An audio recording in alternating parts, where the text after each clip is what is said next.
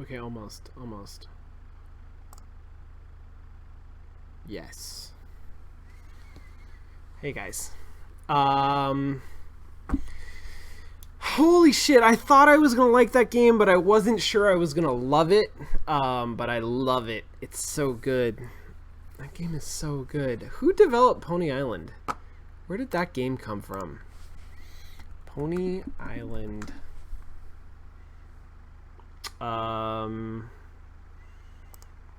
Also, what does its website look like? Daniel Mullins. Ah, Jesus. So fucking good. I don't know Daniel Mullins. What has Daniel Mullins done?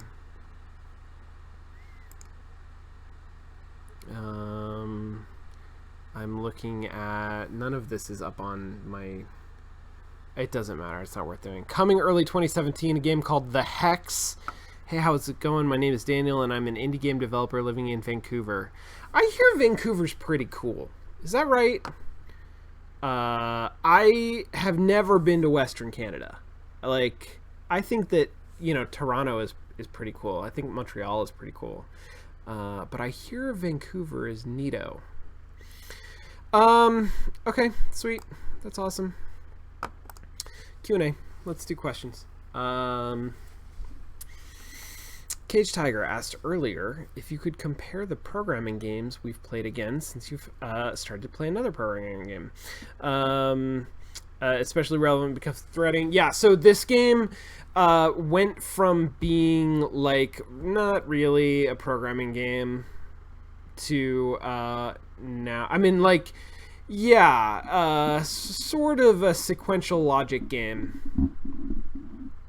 Or even procedural logic, which is maybe the same thing, but not really programming. Yeah, okay, I think this is now a programming game because of the threading. And Jesus, is that a categorical difference? Like, does threading actually change the way that you have to think about these puzzles, or does it just change the complexity of them to the point where I feel like it went from you know, a standard kind of reasoning to now a reasoning of such complexity that I think it is relevant to programming experience? I don't know. That's a really good question. Holy shit. Why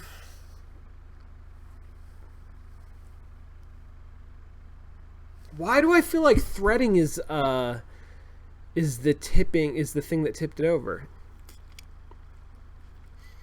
Because it doesn't really change the nature of the game. I mean, it's always been the same game. Here's why. Because along with threading, they introduced a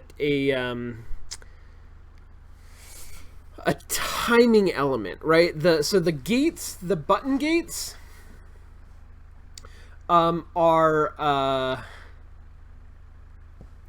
like, we haven't really played with it a lot, but you have to hit the buttons at the same moment that the clone pony hits the gate, which means that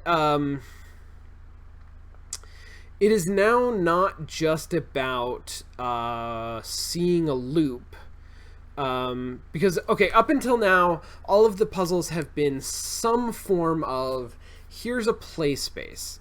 And God, can I just say, like, I fucking love how much the game exposes how malleable the dramatic elements of the play space are. From turning it from, like, code and pointers to butterflies and things like that. Like, it's that's wonderful. But regardless, doesn't matter. Doesn't matter how it's themed. You've got a play space, right? It's a bunch of different squares. It's squares and columns. And some of them have special actions associated with them. But there's always a stable loop, regardless, like no matter how you arrange the little directional things, there's some kind of a loop that will happen. It'll go like over here and then it'll revert over here and then it'll start looping. But at some point it just like loops, right? And so the game is taking a system that's dynamic but stable and tweaking it to change the outcome of the system, to change the way that the system is going. It's not that different in my mind from like what's a good example of some kind of complex economy sim. It's like if you had a stage of The Incredible Machine. You hit go and the physics start and the ball starts like doing stuff, and you move puzzle pieces around, and eventually you get the ball to go through. And you guys, we've seen so many variations of Incredible Machine that have like stripped away elements of that, and it's a sandboxy kind of a game. It's a physics sandbox. Well, this isn't using physics, but it's using a rule set that is akin to physics. It's actually simpler. It's less intuitive because it doesn't have a real world analog the way that physics does. But it makes up for that by being really simple. It's a overarching system of like butterflies moving down rows and looping around based on different control points, and like we understand how that system works, and so you just have like a sandbox, and you're getting that butterfly to like go to where you want it to go, the same way that you'd get a bowling ball to go where you want it to go in The Incredible Machine. It's not a programming game. Like, it's not unrelated. It is about like a higher order problem solving. It's about sort of thinking about sequence and procedure and logic. Maybe not even procedure. Maybe that's the difference, because you're not setting procedures. Well, you kind of are, because you're putting those directional things in. Anyway, it doesn't matter. That's how I think of the all of the puzzles up to that point, right? They all basically map to complex spatial physics puzzles. Then at the point where they introduce threading, because there is a timing element, because now instead of having one bowling ball, you've got two bowling balls, and it's not just about like looping them around and then sort of like changing where the loops are and getting them to go to where you want. Now it's about like thinking specifically ahead to how many moves is it going to take for this butterfly to get to this gate? How many moves is it going to take for this butterfly to get to this button? Now we have moved away from like The Incredible Machine complex physics puzzles into Robo Rally. Now this game maps onto Robo Rally instead of The Incredible Machine. Or God, what is a better? All of my examples of programming games that this now maps onto are board games. It's like well, now I can't fucking think of anything. Dragon and Flagon, or the fucking train game, Colt Express. It's like Colt Express. It's like any of these. It's about programming movement and timing, and that to me is more closely related, much more closely related to programming as an activity than complex physics puzzles are. That was a great question that was summarized for me from Cage Tiger. Thank you.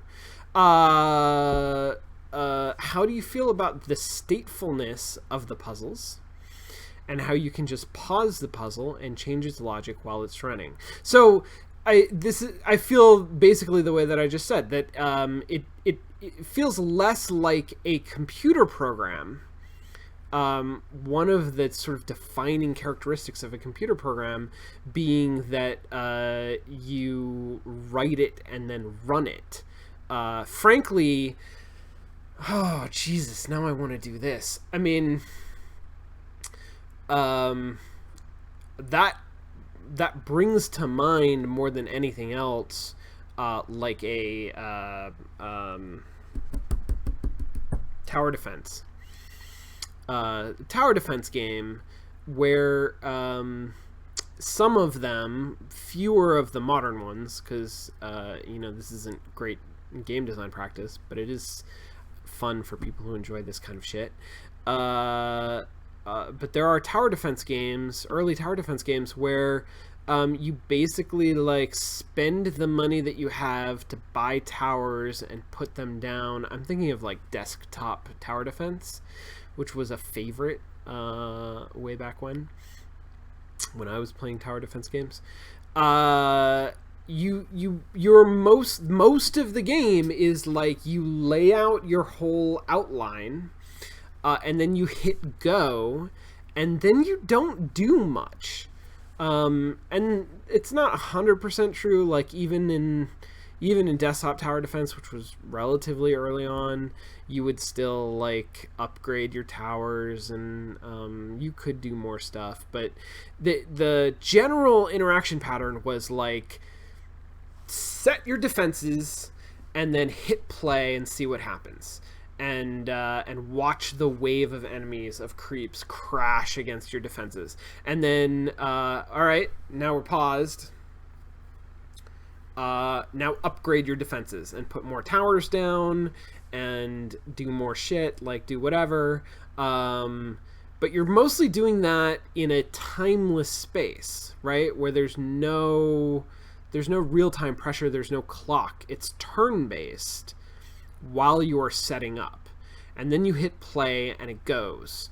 And you just watch what happens. You watch it play out. Right? You've created, essentially, you set up a little simulation and then you run the simulation for a period of time. And you're trying to set your simulation up so that it doesn't crash and burn during the period of time that it's running. So that's basically, like, that's how well, no, this is ironic, because what I want to say is that is more parallel to how programming works. You set it up, and then you execute it, and you watch it run, and it either executes the way you want, or it gets fucked up somewhere, but you're not controlling it in the moment. You're not controlling it while it's running. Again, that's a simplification. That's not entirely true, and you could do more interesting things with that, but it doesn't matter. This is not that. This is more of a game where, like, it's like that, The Incredible Machine, which actually also worked like that, but more modern incarnations of games like The Incredible Machine. Oh, Polybridge it should be a reference point. So Polybridge works like I'm describing tower defense games. Polybridge is a great example, where that is literally just like timeless, turn-based, economy-driven, set up your fucking system, and then hit the go button. You can't interact with it anymore. Just like watch it go. Hope that you did it right. And if you didn't, then try again. That's a fucking great game too. So that game, it doesn't feel like programming because there's no procedural logic to it. But if you made a game like that, with that kind of pacing, with that kind of format, that was about procedural logic, that would feel like programming something. This game, in some ways is like that, in some ways it isn't. And Jay LeClench identified exactly what the key difference is, and that's the statefulness of it. Polybridge is not stateful. When you stop the simulation, either because it crashes or because you quit early or whatever, you go back to the drawing board, and when you hit play again, you play from fresh. You play from go. This is a game that is like the imaginary physics game that actually The Incredible Machine was nothing like, where you are moving elements of the machine around in real time. And you can like catch the ball in a bucket and then like drag it around. That game must exist, but I don't actually know what it is. It's not The Incredible Machine. I should name it something so that I can refer to it here. This sort of imaginary theoretical game that is not The Incredible Machine. That's the name of it, not The Incredible Machine.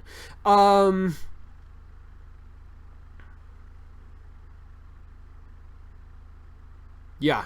So how do I feel about the statefulness? I feel like the statefulness is literally what keeps this from being a puzzle game, from being a programming game, until we get to threading. And then threading makes it a puzzle game, or puzzle, programming. Statefulness is what keeps this from being a programming game. Not that that's something that a game has to aspire to. It's great. It's a good puzzle, right? It doesn't need to be about programming.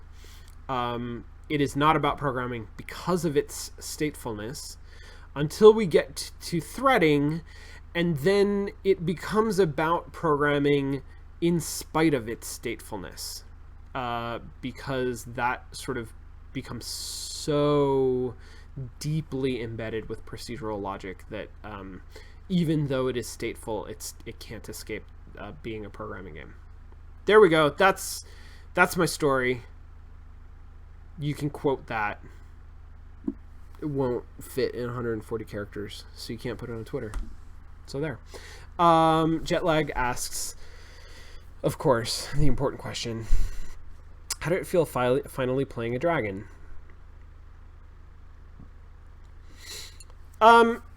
This is an interesting game. So, obviously, the character that I play, the pony, is not explicitly themed as a dragon, but it is incredibly implicitly themed. I mean, it is everything but called a dragon. It is a dragon. In everything but name, which is cool. This is the first game that we've played where we play a dragon, right? Like so explicitly. When we talk about dragon, the way that we have sort of come to talk about dragon, right, as a term of analysis for games, the way that we use it. Where dragon means an element of the game that breaks the established rules of the game. This is a game that's all about dragons. Dragons are fucking everywhere. It's all dragons. It's dragons all the way down. I'm a dragon. Lucifer's a dragon. The hopeless soul, lost whatever fucking soul that's probably just a trick the whole time. I'm calling it. You guys know I'm not getting fooled by that goddamn soul. Is a dragon. Like, he keeps opening portals that take us to things that we're not supposed to see. All of the bosses break all of the rules. Like, everything is breaking rules constantly. That's the whole fucking game. It's all breaking rules. It's just rule breaking.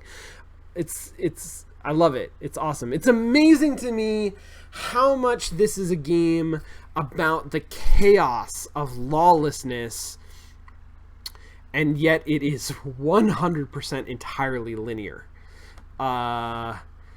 Maybe there will come a moment where we have to actually like really make a decision. Do we want to give up our soul or not? But like the gameplay, the experience is A, B, C, D. Like, there's no variation from that. It is telling a linear story that is entirely about how nobody can contain like the narrative. Like, it's just how you're just subverting it left and right, but you're subverting it in the only way that is possible. Um, so it feels great. I mean, I love it. I love everything about it. I don't. Ironically, the thing that I love least about it, as is intended, is playing as the dragon. Is playing as the flying, fire-breathing pony that has to like jump around and shoot things and breathe fire. Like that's not super fun. It's not supposed to be super fun. It is like that's sort of the point of all of it. It's supposed to be kind of fun, but not like a thing that you want to do a lot. All of the rest of the meta dragonness is what's super fun.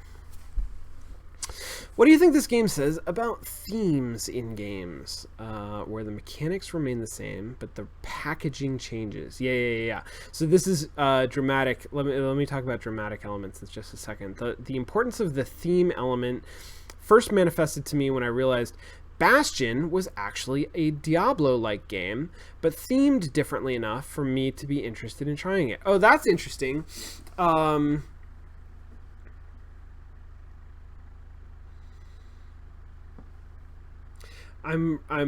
trying to wrap my head around that Bastion thing.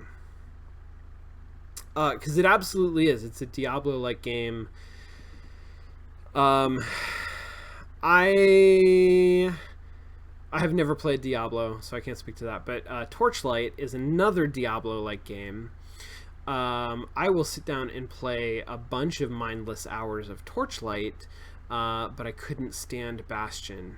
And I think that Torchlight is, for me, subjectively, a better implementation of Diablo-like mechanics.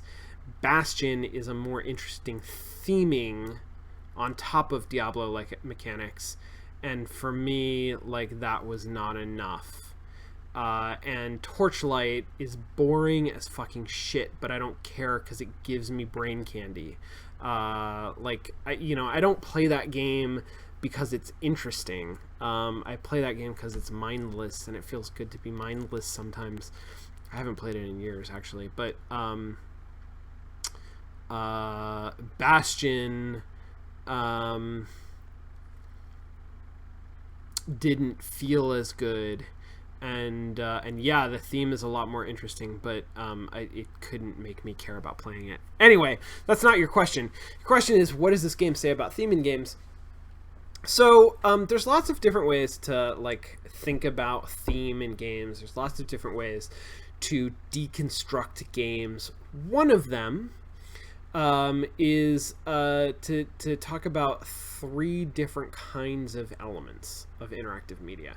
One of them is dramatic elements, one is formal elements, and one is dynamic elements. I'm not sure that I love this deconstruction, like that ontology, that paradigm.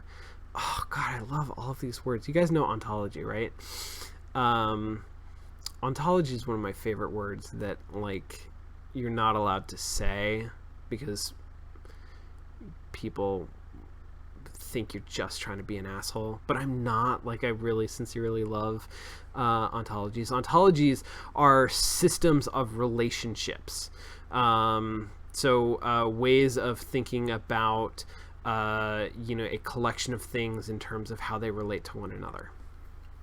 So thinking about a game under this ontology, we would break it into distinct elements. Some of them are dramatic, some are formal, and some are dynamic. Dramatic elements are the things that theme the game, the things that give the game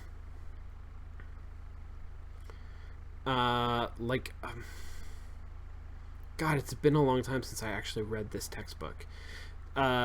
Things like art and sound, things like character and dialogue and setting, things that provide a sense of drama, that provide a sense of narrative, that give you a sense of like what the story of the game is. The formal elements are structural. They're what the rules of the game are. They're how the game works. And then the dynamic elements are the way that mostly the formal elements interact with one another. They're the things that come out of the formal elements in motion. And I guess more than that, the interaction of players with the system. So you can have like I'm thinking about like the butterfly game that we just the mini game in this thing. The formal elements are sort of all of the pieces of that, all of the different tiles that are in columns, and the things that they do, right arrows and warp points, and you've got the butterfly like cursor that moves through it. The dramatic elements are what it looks like, and what it sounds like, and what it feels like, what it's themed like. It's a butterfly. It's not like a broken program. The exact same formal elements could look entirely different, could be themed entirely different. You could put entirely different dramatic elements on them, and they'd be the same formal elements. They are the same things. They work the same way. They sort of create the same game. The game feels different because it's themed differently, because all of the drama is different. Instead of being like deep in a computer program that's half broken that you're like screwing around with, you're helping a butterfly get home, and that feels distinctly different. And then the dynamic elements would be like the way that you can swap those tiles around and change how this whole system works by doing that. That's sort of the dynamism of it. This is only one way to deconstruct games. Another one that's very similar and also very common is not MDA. That's a programming ontology. It's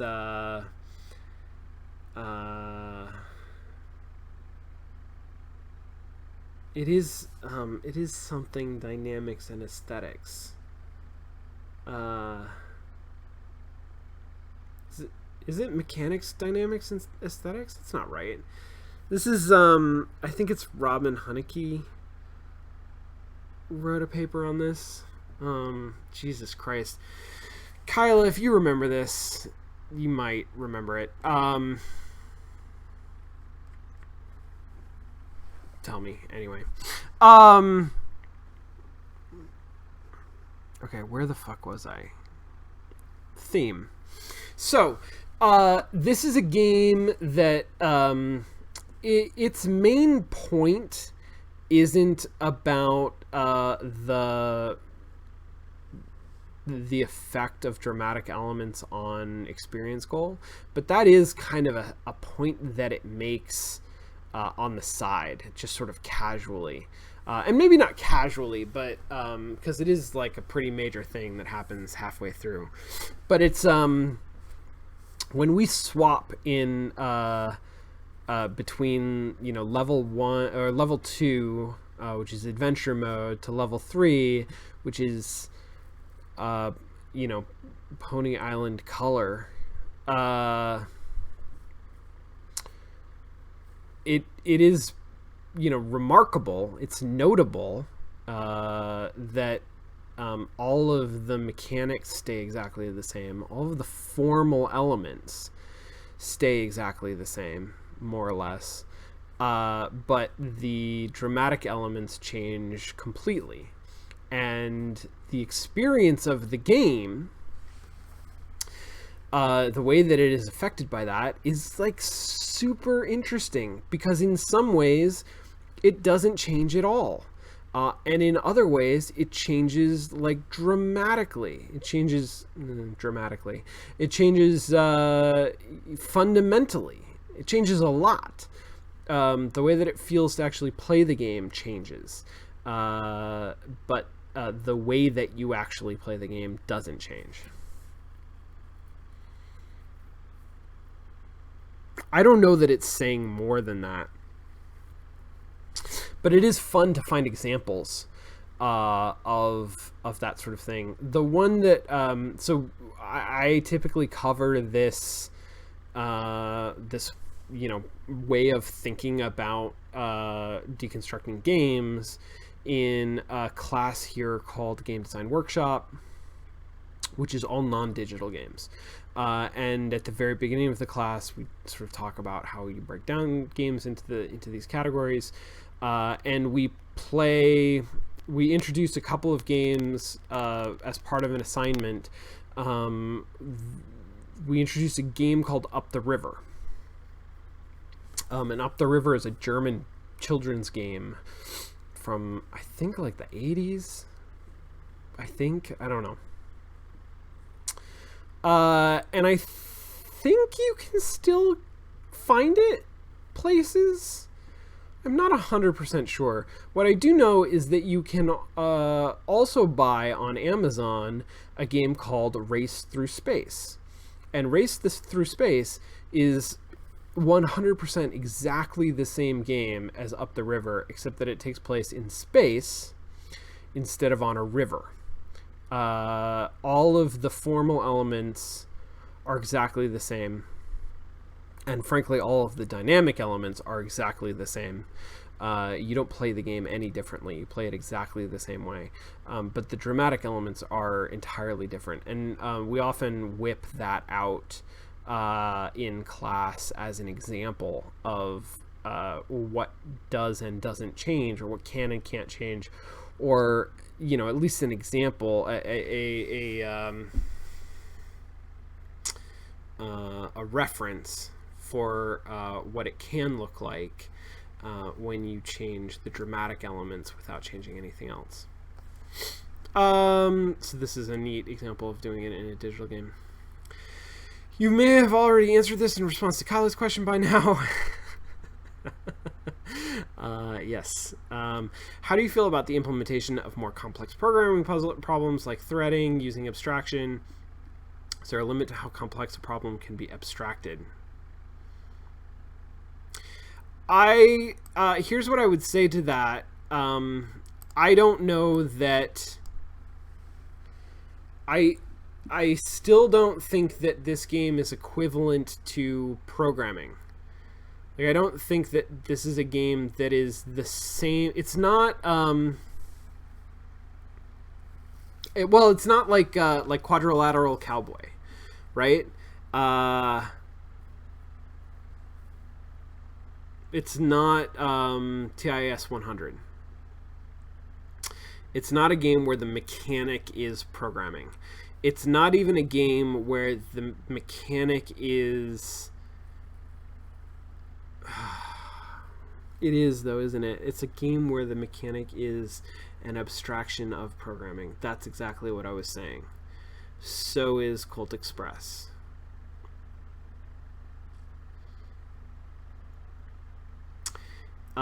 It's abstracted pretty hard, though. I mean, I guess what I'm saying is that, like,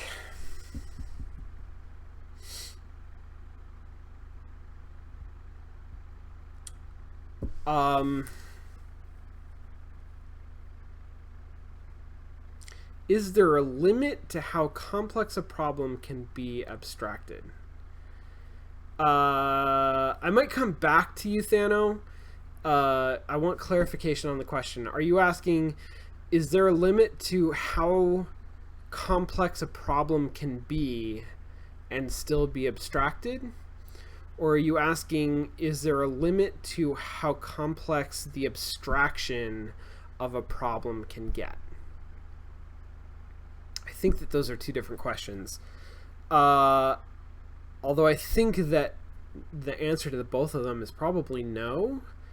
I think that when you abstract a problem, you change the problem.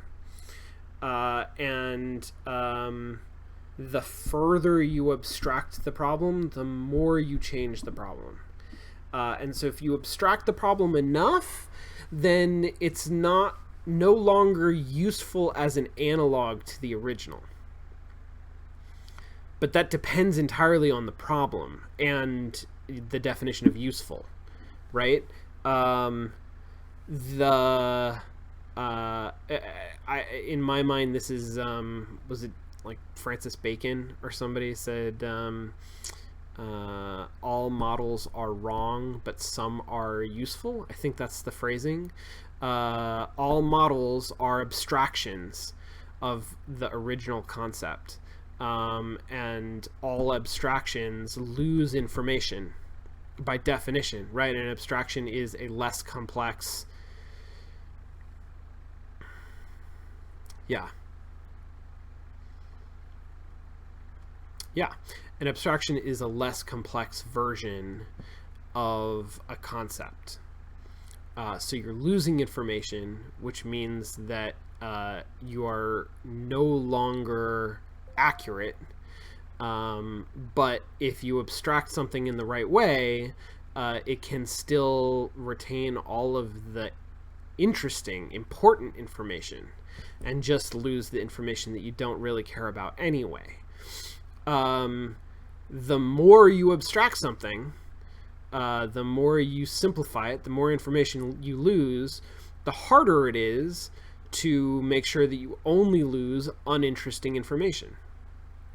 I don't know that there's a hard limit on how much you can do that. It depends on how much interesting information there is, and how you can finagle things so that you lose only the uninteresting bits. The other question, the other way that I would interpret that, how complex can a programming concept be before we can't abstract it? Is there a limit while trying to remain useful? A programming concept specifically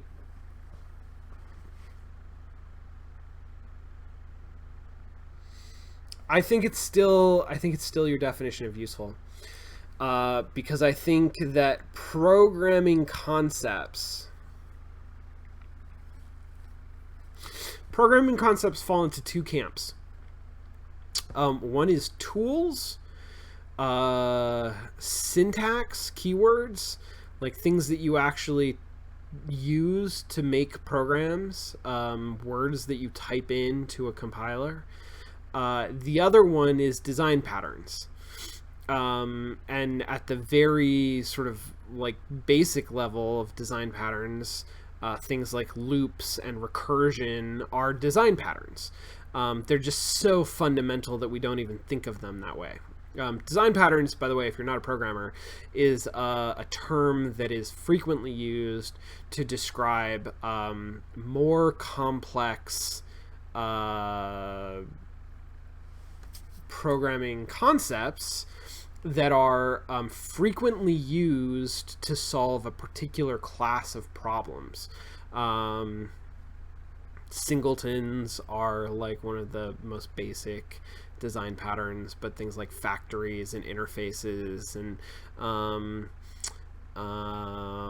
Jesus, maybe that's all I remember off the top of my head. But there are books full of programming design patterns that basically say like, hey, are you facing this kind of a problem? Is this the kind of thing that you need to do?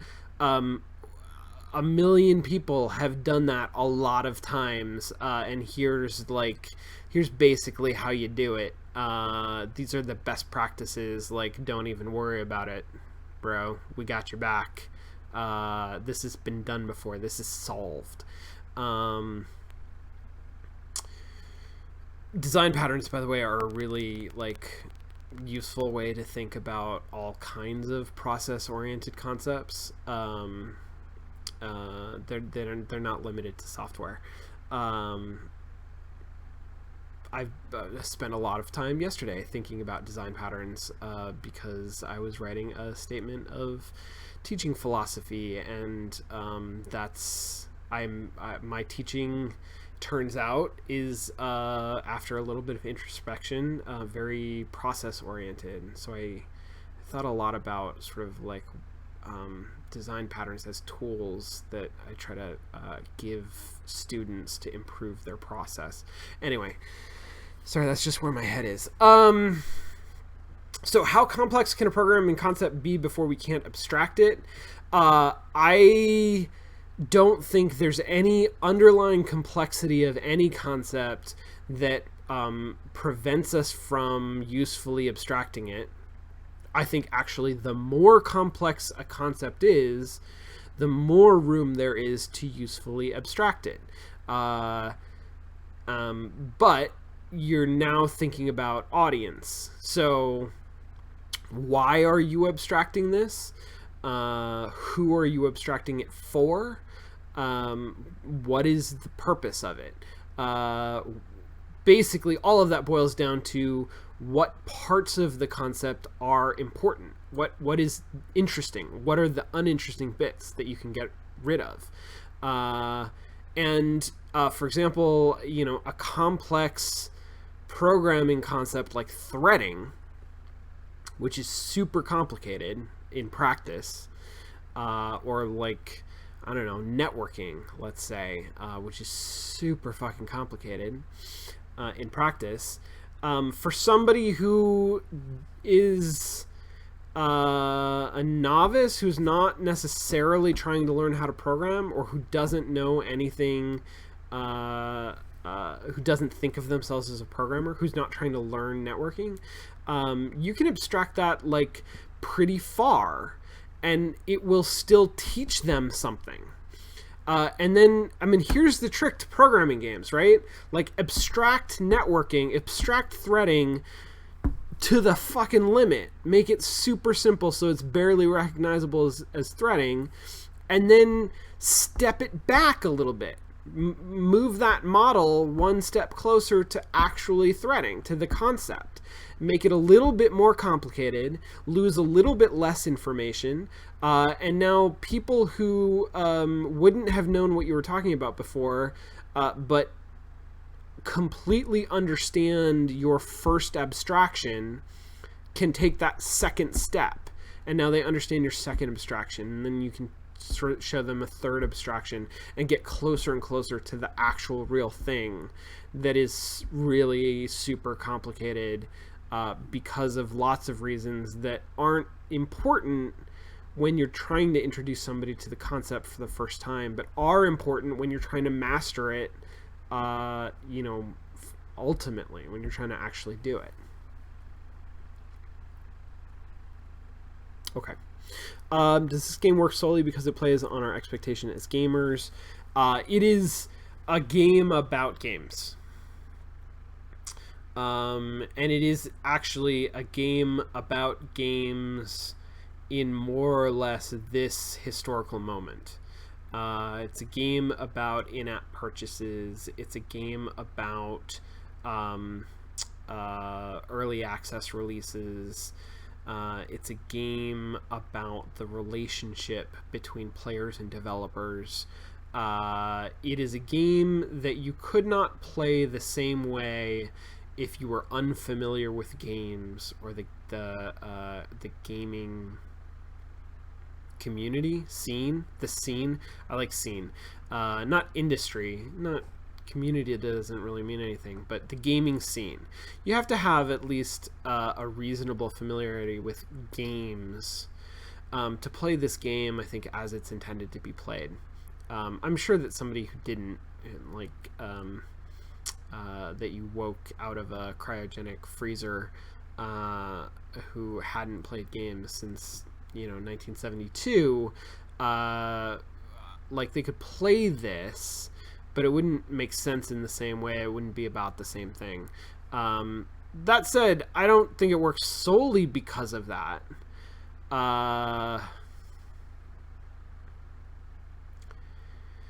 In the way that, like, what's an example of a game that is that relies on your game literacy. I got nothing. I'm sure that there are examples. Chat, maybe you have some, but like it's possible to create a game, to play a game that you have to like kind of specifically know things about other games in order to play it.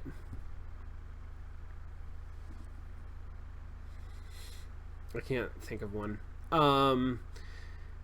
Like Undertale, this is a game that absolutely plays on your expectation as a gamer, but isn't.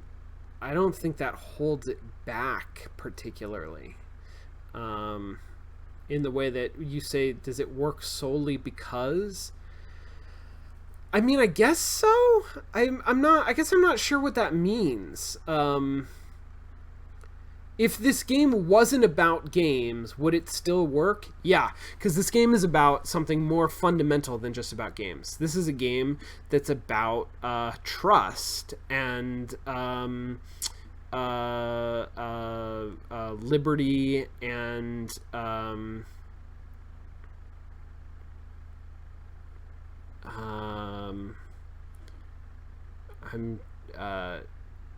I can't think of a word other than like slavery, which is loaded in the wrong way, but you might know what I mean. It's a game about sort of ideological possession.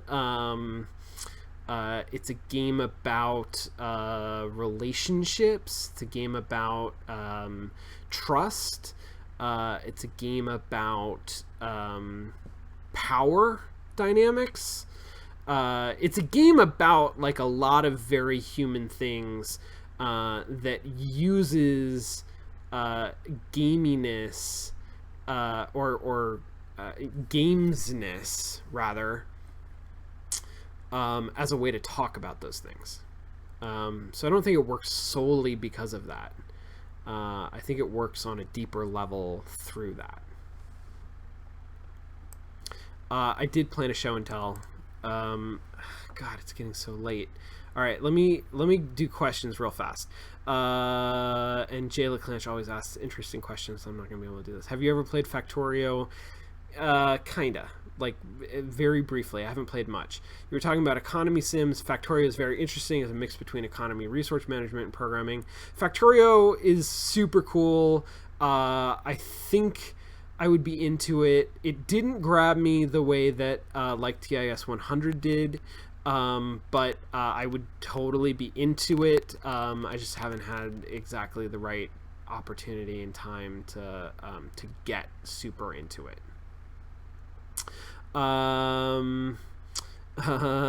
Commitment to Thursday shirt. I gotta be honest, like every day I open up my closet and I'm like, what shirt should I wear today? I could wear my Thursday shirt, but why would I? Like, I got a bunch of other shirts, and then on Thursday I open up my closet, I'm like, I could wear any of these shirts. I really could.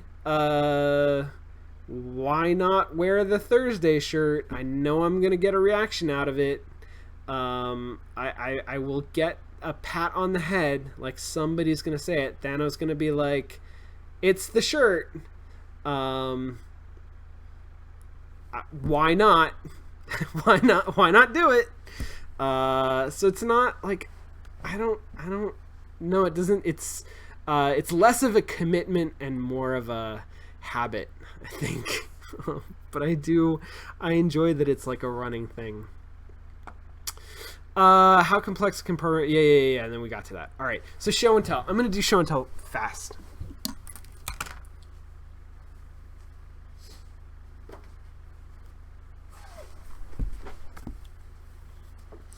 Okay, and I also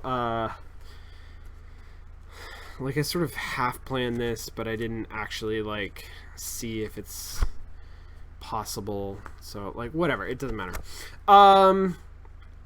This is a book.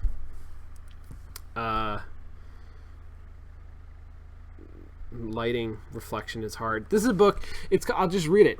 It is a role-playing adventure, Lone Wolf, Book 10, The Dungeons of Torgar, a Magna Kai adventure. You are a lone wolf, determine your destiny, by Joe Deaver. The international best-selling series, over 7 million copies sold worldwide. And it's got a picture of Lone Wolf and a bunch of less lone wolves trying to eat him. And he's got like a knife and also a magic sword of some sort. Lone Wolf, if you are not familiar, Lone Wolf is also the name of like a manga or something. This is a different thing. Lone Wolf is a series of choose-your-own-adventure novels that were published at some point in like the 90s. July 1988 was book 10. So in the 80s, these were published. I guess that makes more sense. So these are, they're obviously not choose your own adventure, copyright, trademark, brand books. By the way, if you did not know, you cannot use the term choose your own adventure in an official capacity to describe branching storylines, which is why this is called no, it's not called anything. It just says determine your destiny. Yeah, but it sort of conspicuously does not say choose your own adventure. Ryan North wrote a couple of choose your own adventure books that are, one of them is like a branching path story, and the other is oh god, I can't remember. Ryan North, Hamlet book. What's his Hamlet book? To Be or Not to Be. To Be or Not to Be is a choosable path adventure. That's what it is, right? Because you can't say choose your own adventure. So this is a choose your own adventure novel from the 80s. It's part of a series. Obviously, it's book 10. Oh Jesus! I only just realized this. This is to choose your own adventure novels as Quest for Glory is to King's Quest. This is a choose your own adventure novel where you have stats. Look, here is this it? This is it. Here's your character sheet. So at the beginning of the book, there's a character sheet with a pencil. You would sort of fill this out. At the beginning of the adventure, there's two options. One is that you create a character. I am pretty fucking sure. Yeah, there's a bunch of all of this stuff. Like, here's a bunch of skills. Animal control, curing, invisibility. You have a certain number of, like, skill points that you can use to choose skills. But really, and you know, like equipment, you can get some equipment. Like, you start out, you like build a character and you fill out the character sheet just like in a tabletop RPG. And then as you go through the game, like here we go, 96, the Baron is shouting at Krorn to form a line and get ready to advance. The only vulnerable part of his body that you can see as he strides back and forth before his troops is his unarmored head. Coolly, you draw an arrow to your lips and aim at the nape of his neck. Pick a number from... Oh, no, that's boring. Pick a number from the random number table and add it to any bonuses you may have. If your total is now 0 to 7, turn to 9. If your total is now 8 or more, turn to 272. So there must also be like some how to combat. It's sort of weird to me that it doesn't say, although presumably I only got here because I have a bow, and so I don't know, whatever. It's like, that's clearly a combat moment. Like, I'm using my stats and maybe equipment and whatnot. Where's a better one? You have health bar, and so there's, instead of things that just kill you, there's things that do damage to you. I mean, there's some things that kill you, but there's some things that do damage to you. And then it asks, like, you know, if you're still alive, turn to 151. 240. Here's 248. As soon as your light illuminates the darkness, the phantoms emit a venomous hiss and swirl away into the shadows. They are afraid of the light, but their need to feed on your life force will soon overcome this fear unless you can devise a more permanent way of keeping them at bay. If you possess the Magnikai discipline of Psi Surge, turn to 281. If you do not possess this skill, turn to 55. Right? So, like, how you build the character affects what you can do in the world, and then what you do in the world affects the stats of the character, and then that sort of like feeds back on itself. And I can't remember if I actually said this is book 10, right? So if you start at book 1, you build a character, and then you take that, if you survive book 1, right, like you play that until you do your choosable path the way that you want it to go, as is the practice with Choose Your Own Adventure books. Now you've finished that book, and in book 2 you copy over your final character sheet to book 2.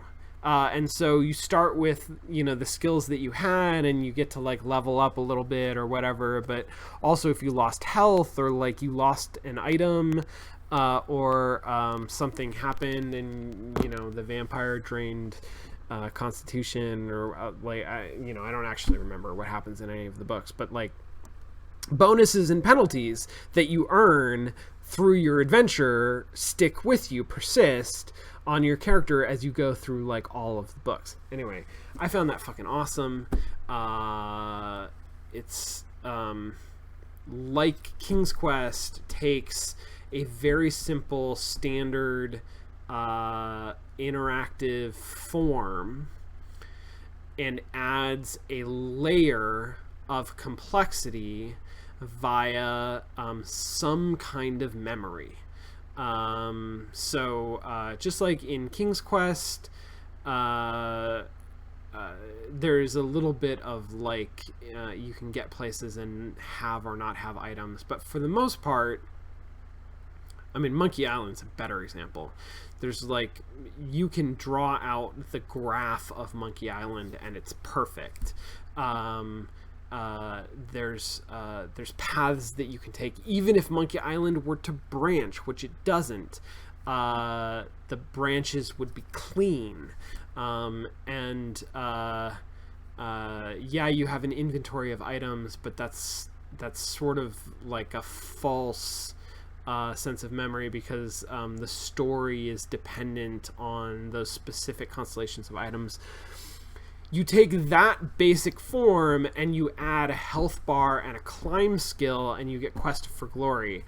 And Quest for Glory is not nearly as interesting as a modern RPG like Skyrim, that has like a level of dynamism to the story and the world. And you can actually like do completely different things. But compared, just structurally, formally compared to a game like Monkey Island or King's Quest, I ate up how different that was.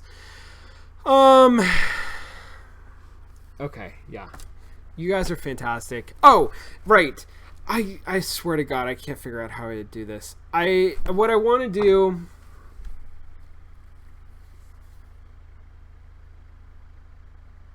I'm going to keep thinking about it. It might just not be possible, and I might just not be able to do it. I sort of don't want to like try and set myself up for failure entirely, but what I wanted to do is grab some kind of a choose your own adventure book and then do it on Twitter, and do it where like I have to take the narrative passage that we're on and somehow summarize it in under 140 characters. And then whatever the choices are, I have to summarize in under 20 characters or whatever. and then put into a Twitter poll, and then we can just read a choose your own adventure book together. I don't know if that's going to be like tremendously harder to do with a lone wolf book, or basically just as hard. I would love to do it with a lone wolf book, but I don't know, maybe it'd be harder. Maybe it's too hard to do anyway. I mean, obviously I could just copy all of the text into a series of tweets, but then that's not fun, and also I'm opening myself up to all sorts of copyright issues. I mean, I'm opening myself up to copyright issues anyway. The person who suggested this to me, the right way to do it, and for simplicity's sake, you would use just like a regular choose your own adventure. The right way to do it would be to re-theme it and then map the book into a new theme as you summarize all of the passages into 140 characters. So then you're not using any of the same words or characters or locations, or like you're creating something completely new that is just formally identical to something that already exists. And of course, the benefit to this is that it is way fucking easier to just like look up what the next passage is and summarize it than it is to like to run a role-playing game, which Jesse tried to do a couple of weeks ago and got a few days into, which was awesome. Like, it was really cool. It was fun for a couple of days, but we didn't get very far into the story before he had other shit to do, and that tends to happen a lot with these. So the idea would be that, like, if all I have to do is refer to the book, I'm less likely to like just not be able to keep up. Still, maybe someday. Follow me on Twitter and you will see when sometime maybe I start doing a choose your own adventure game on there. Okay, sweet, that's it. I'm gonna call that a night. I'm gonna go home, I'm gonna sleep. You guys are awesome. Thanks for hanging out. Let's probably do this again next week.